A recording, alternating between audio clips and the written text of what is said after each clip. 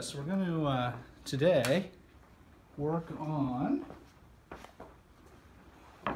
repairing this 1995 award for a horse that was named A Lair. And this is from Max's grandpa, who won this award back then.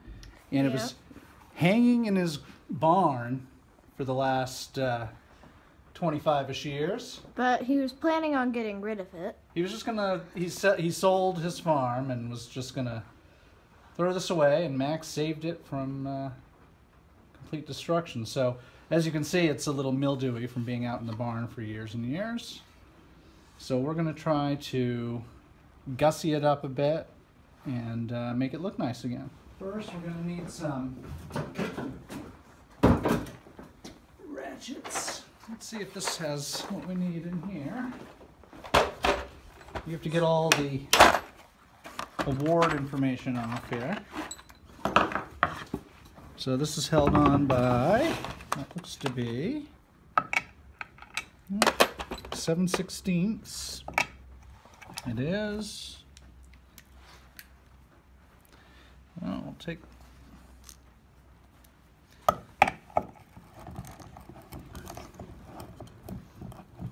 All right, that's coming right off.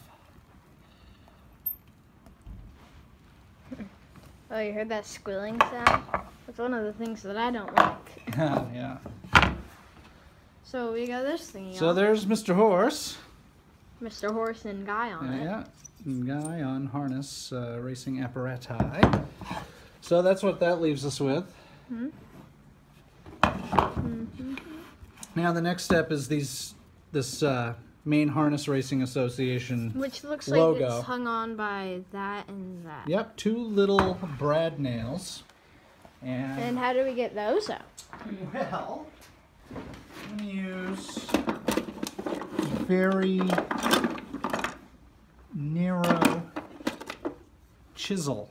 Very narrow chisel. And try to get up underneath.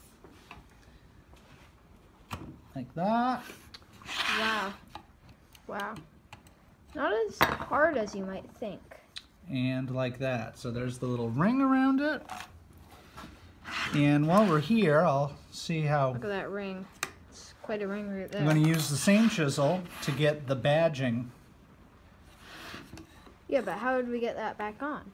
Well, we will glue it back on. But we want to be careful how we take it off because... It is aluminum. it's metal and it'll bend. It's an aluminum metal, right?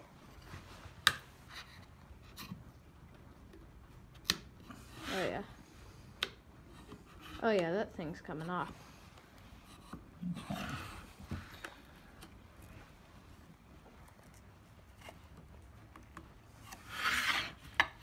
So yeah, we definitely don't want to bend it if we can avoid it. But if we can't, well, that's not what was planned. So we're at that point. We're going back over here? I'm going to go back over here. I'm going to go into my scraper drawer. The scraper drawer. And look at that nice fancy drawer. this guy right here will probably do it.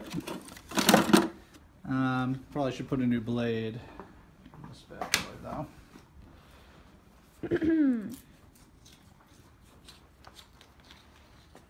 So real quick. Yeah, that blade is pretty much done. That's the blade. Clean up the surface a little bit. And, you know, one of the important things about a workshop is to always, when you use something, like for instance, you use the last of your blades, you immediately buy new blades so that when we have coronavirus and the hardware stores are closed, you have enough stock to continue to work. And that's as easy as you have to 1, 2, plan 3 ahead a little bit on changing the blade. So that's super sharp, and that will allow me to get up underneath that a little bit better. throw away the old blade, put the other blades back in the drawer, and let's take a look. See if this is going to aid our removal. Oh yeah, it's already helping. Already helping. Yeah, we just don't know. There we go. That sounds like a good thing. You got that? Let's get over here. Let's do the other side.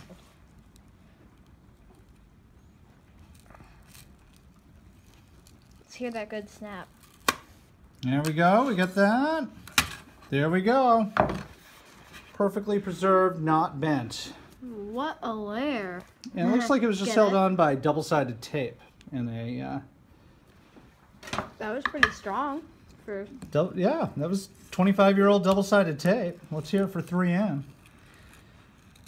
Now we got to do the same with the Harness Racing Association logo. It was so strong they had to take it off with a sharp blade. I would imagine this is on there with tape as well. Yeah, sounds about like right.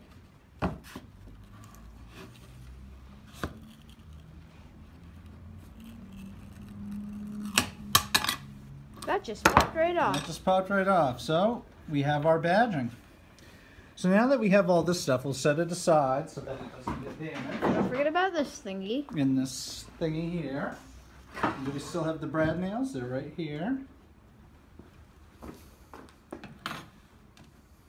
All right, so there's that. Those brad nails are tiny. And I'd pause it for a minute. All right, so we're going to use a random orbital sander here, and sand this thing. I'm going to start with an 80 grit disc and just get all this horribleness off the surface here.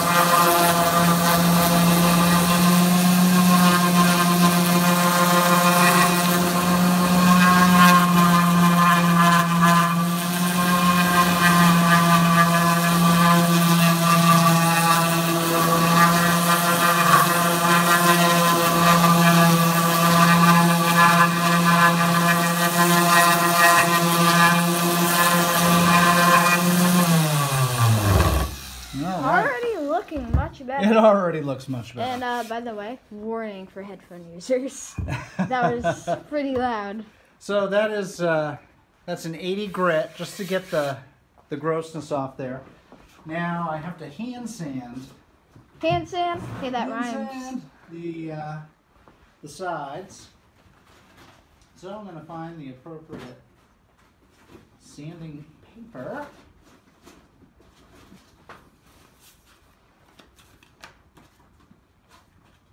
I use a 100 grit on the sides here, just to get all this mildew and grossness, and frankly, it wasn't sanded very well before they stained it the first time. Oh, so we're gonna restain it? Oh yeah, absolutely.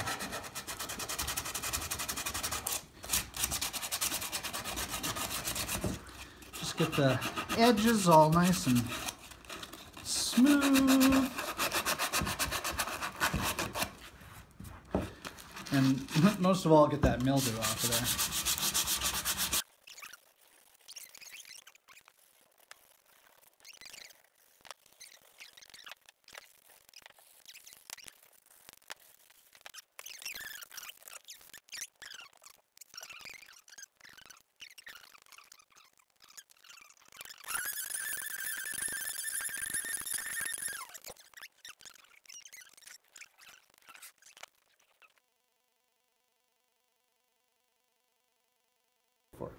Hi. All right, so we're all sanded up. Now we're just gonna dust it up. Dust it off with Mr. Dustbrush. Why do you name your tools? Like Well, I mean, I give them personalities. this one over here is Mr. Drill. Say That's hi. Mr. Drill. Say hi, Mr. Drill. This is Mr. Awesome. That's Mr. All right, so we have the surface all ready. And again, we're not making this like new. We're just making it so that it's tolerable on the wall. And not mildewy and gross. And not mildewy and gross. So I think what we'll do is we'll do the 2-in-1 stain system from Minwax. 2-in-1 stain system from Minwax. So what are we gonna do with the metal bits? With the what? Metal bits. Well, we're gonna have to use Brasso and shine them back up before we put them back on. Oh. All right, so first things first though, we're going to... That's quite a 1-2 step. Yeah. Let's see here. I just need a little stirring stick. This will work. Something would be better though. Let's see. Much better. Take that. That stick thing right there, and then Paint can key. A paint can key. Oh, that's what those things are? Yes. There we go. Say little stir. Never Tends knew. to sink to the bottom when not used for a while. So that's the stain? Yeah, we'll use this old maple. Ooh, this is gonna be really weird. Does stain clothes? It does. You're going to want to stay back. Yeah, I'll stay around about I'm here. not wearing my staining clothing, so we're going to be very careful. So we'll just go in here. We'll take a little of this. Staining. And we'll go right on the sides. Across the sides. Let's see that. Oh, look at the difference. Look at the difference, man. This will be a little bit richer color. Yeah. That's okay, though. Just going to make it so it's nice. What does a rich color mean? I feel like I know what it means, but I just don't know what it darker, more pigment in it. yeah. Like, look at this rich chocolate. Yeah. What does that mean? Well, that's more flavorful. So rich is just more. So there are the sides. Do you not mind if you stain like your cookie things or the table? Oh, this table is a workbench table, so it's perfectly suited for this. So again, we're just... What about your cookie things? Your table cookies? Oh, the cookies are designed to do this. So I can already see the dust in there, and you know, again, this is a quick job just to make it look a little bit nicer. Well, yeah. Once you stain it, the dust starts showing up. Oh, yeah. Okay. Hey, This is where a tack cloth. You didn't get a drip on your thing. Yeah, I'm being be careful. Very. I kind of like that color more than the one it was before. Yeah, it's a little bit. I'm sure it will grow a little bit lighter once it dries. Sits in the and once it's on the wall and it's exposed to sun, it'll lighten up a bit.